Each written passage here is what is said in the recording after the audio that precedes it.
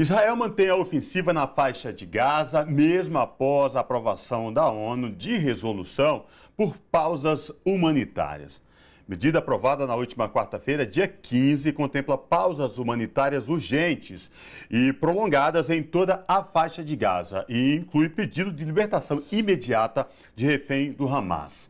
Para falar com a gente sobre o conflito entre Israel e o grupo armado Hamas e as consequências ao povo palestino, nós conversamos agora com James Onig, que é professor do Laboratório de Pesquisa em Relações Internacionais da FAPCamp, que é a Faculdade de Campinas. Professor James Onig, seja bem-vindo. Prazer recebê-lo aqui no Revista Brasil TVT, tudo bem? Bem, Cosmo, bem, Ana, muito obrigado mais uma vez pelo convite. Professor, vamos tentar trazer aqui o seu conhecimento como professor da área de Relações Internacionais, as consequências desse conflito, porque tem uma guerra de narrativa muito grande aí por parte do Estado de Israel. De um lado, a mídia corporativa que compra esse discurso e que deixa quem está no olho do furacão, que é o povo palestino, civis, mulheres, crianças. Queria lhe ouvir sobre os últimos acontecimentos aí entre Israel essa luta aí contra poderio armado de Israel contra o Hamas, mas que trazem baixas e vítimas, crianças, civis, mulheres. Cosmo, é muito importante você trazer logo de cara esse tema, porque o que nós estamos assistindo, na verdade, é uma sucessão de desrespeitos a acordos importantes, especialmente aqueles que transitam em torno do Estatuto de Roma, que cria o Tribunal Penal Internacional e que pode sim criminalizar qualquer tipo de atitude que o Estado de Israel tenha tomado nas últimas semanas. Nós partimos de uma agressão, aconteceu, mas essa agressão foi sequenciada, infelizmente, por uma onda de violência indiscriminada contra a sociedade civil. E, portanto, a partir daquele momento, digamos, logo depois do dia 7, do dia 8, dia 9, já ficava claro que o Estado de Israel estava interessado em fazer era justamente aniquilar qualquer tipo de organização que não fosse somente o Hamas, mas hospitais, escolas, associações, grupos que também habitam aquela região da faixa de Gaza e que já vinham sendo oprimidos no mínimo há 75 anos. Então nós estamos diante de um efeito colateral extremamente desproporcional a uma situação que aconteceu e que também tem que ser dita, Cosmo. Ela não é causa. O ataque do Hamas é consequência. Portanto, nós sabemos muito bem que daqui para frente a situação pode se complicar, infelizmente. Professor, como a situação e toda essa relação Israel-Palestina, como o senhor colocou, já dura mais de 70 anos, a gente tenta sempre fazer um apanhado histórico, mesmo que de forma breve, para que as pessoas entendam que esse conflito não se iniciou no ano de 2023 e que a questão não se iniciou com o ataque do Hamas, como o senhor já bem colocou, foi uma resposta, né, ao que já vinha acontecendo há anos e anos. E aí eu queria trazer para esse debate o rompimento do Acordo de Oslo, que foi feito em 93 e que foi rompido primeiramente por Israel. E aí essa forma de Israel sempre romper os acordos, me parece, olhando para a história, para esse desenrolar dessa relação, vem sempre de Israel esse rompimento dos acordos. Queria ouvir o senhor sobre se essa perspectiva está correta, se a leitura está correta e o que isso tem impactado nesse conflito atual, nesse ataque atual. Totalmente correta, Ana. Nós sabemos muito bem que eu, pelo menos, considero, Ana, a questão palestina a pedra angular das grandes lutas internacionais. Por quê? Primeiro pela duração, 75 anos, mas principalmente porque trata de um tema que é um tema muito caro ao processo pós-colonial, que é a ocupação de terras, que é a disputa por áreas. E nesse sentido, o que vem acontecendo mostra que quando se abriu a perspectiva de um acordo, como você bem disse, ele é oriundo muito, Ana, esse acordo de Oslo, do fim da Guerra Fria. Isso tem que ser dito claramente para quem nos assiste, para todos aqueles que assistem a nossa TVT, a TV dos Trabalhadores. Nós precisamos sempre estar atentos a isso. Assim que termina a Guerra Fria, o povo palestino, de certa forma, perdeu um pouco do apoio que vinha do bloco socialista, do bloco dos países do terceiro mundo, do bloco dos países em desenvolvimento, por causa da situação imposta pelo consenso de Washington e a avassaladora força que o neoliberalismo exercia sobre muitos países. A causa palestina ficou esquecida. Foi assim que, nesse contexto, os Estados Unidos, naquela época, se viu no direito de chamar as duas partes e oferecer aos palestinos algo em troca da paz. E, naquela época, Yasser Arafat, liderando a OLP, aceitou, impôs, sim, a retirada de colonos de Israel da Cisjordânia. Este processo começou a ser feito por um governo, digamos, mais democrático de Israel naquela época, porém, aí entra o grande divisor, que é essa sua pergunta tão importante. O grande divisor aí está na extrema-direita radical e nos grupos religiosos extremamente radicalizados que vivem na Israel e não aceitam, em função da ideologia sionista, qualquer tipo de negociação e approach ou aproximação com os interesses palestinos. A partir daquela data, quando há uma retração da retirada dos colonos e o assassinato de Yitzhak Rabin, feito por um colono, a sociedade israelense percebe que o crime que tinha sido cometido era a expressão de grupos radicais que foram crescendo na política, assim como em outros países. Concordo com você, Ana. Desde os acordos de Oslo, a falha dos acordos de Oslo, enseja assim a situação que nós vivemos hoje. Professor, esse apoio incondicional dos Estados Unidos a Israel, inclusive com fornecimento de poderio bélico, armamentos, faz com que Israel se recuse insistentemente a não cumprir nenhuma resolução das Nações Unidas e mais.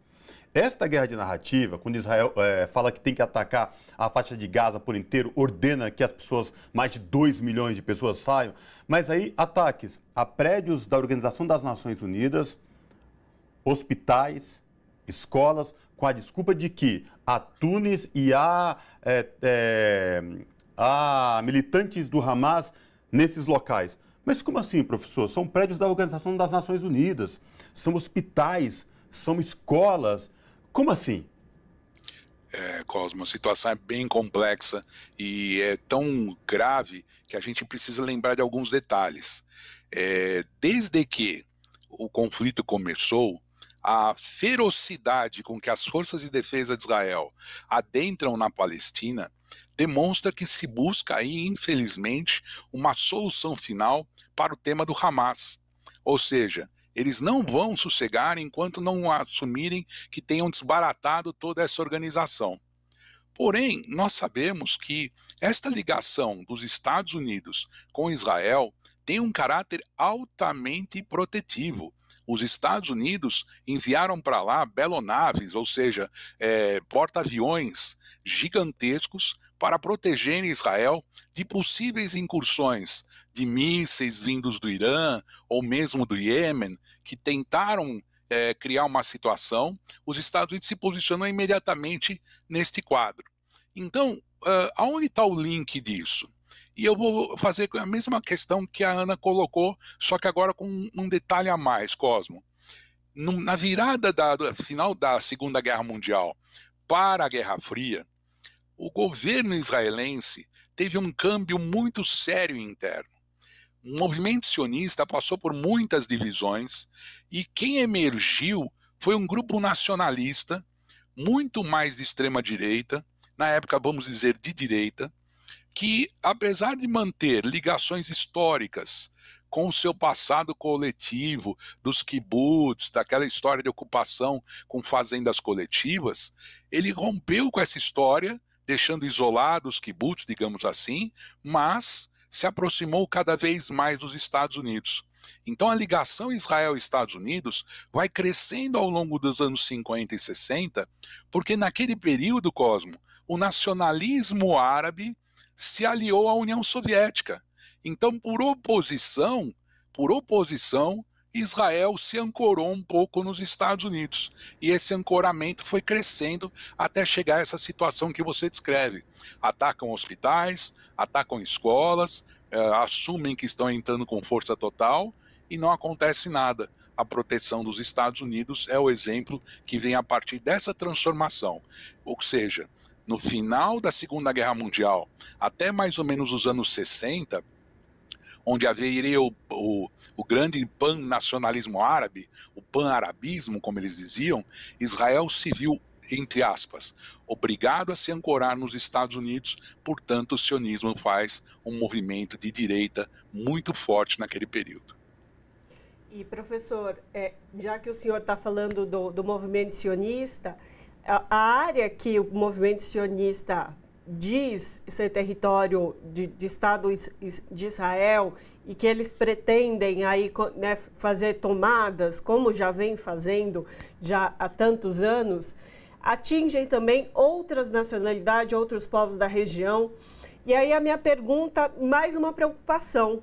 Existe aí então a possibilidade de, a partir desse momento, essa ação de Israel tomar um tamanho que ultrapasse o ataque só na faixa de Gaza e se espraie pela região e, de fato, eles comecem a construir esse plano sionista para o território ali do Oriente?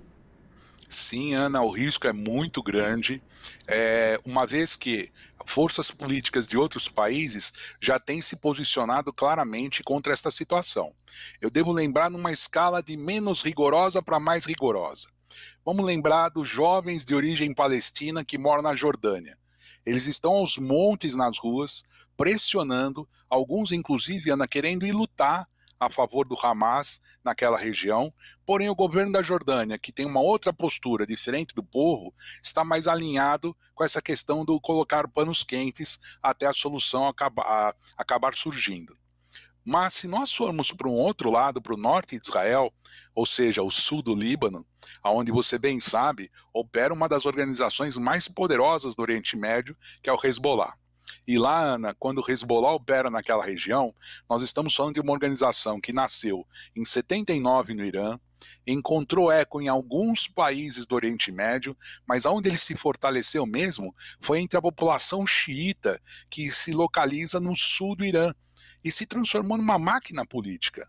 Não podemos esquecer que o Hezbollah é um partido político que participa legitimamente da vida institucional do Líbano. E olha, tem uma outra coisa, sabe, Ana? Sabe, Cosmo? O Hezbollah, ele hoje é uma força militar tão importante quanto o exército libanês e uma trincheira de defesa do Líbano contra o Estado Islâmico. Então imaginemos nós a força que o Hezbollah tem. E nesse sentido, Ana, realmente pode extrapolar, já existem, né, escaramuças dos dois lados, troca de mísseis, de bombas, foguetes, e a coisa está ficando realmente muito descontrolada. Então o risco é crescente disso tomar uma proporção um pouco mais regional. Professor James Onígio, nosso tempo está chegando ao fim, temos 2 minutinhos, mas eu tenho que te fazer essa pergunta, mediante esse cenário todo. E a diplomacia internacional? Várias tentativas de um acordo por um cessar-fogo imediato, cessar-fogo humanitário. A diplomacia internacional está falhando neste conflito? Não tem mais... Sim, Cosmo, não tá, no mínimo, a gente pode dizer que ela perdeu a sensibilidade. Porque se nós considerarmos o que vem acontecendo dentro do espectro do Conselho de Segurança da ONU, é vexatório, não é? O Brasil tem uma posição muito clara quanto a isso, devemos ter orgulho da posição do ministro Mauro Vieira, do assessor Celso Amorim e especialmente do presidente Lula. Por quê?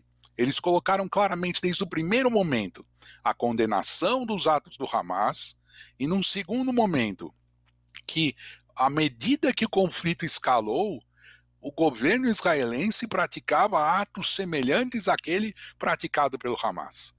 E o embaixador Mauro Vieira falou isso no microfone do Conselho de Segurança. O professor Celso Amorim exprimiu isso em várias entrevistas, e o presidente Lula, nos últimos dias, tem deixado claro que é necessário preservar vidas humanas. E isso mostra aquilo que todos nós, do campo progressista, já estamos falando há um bom tempo, Cosmo.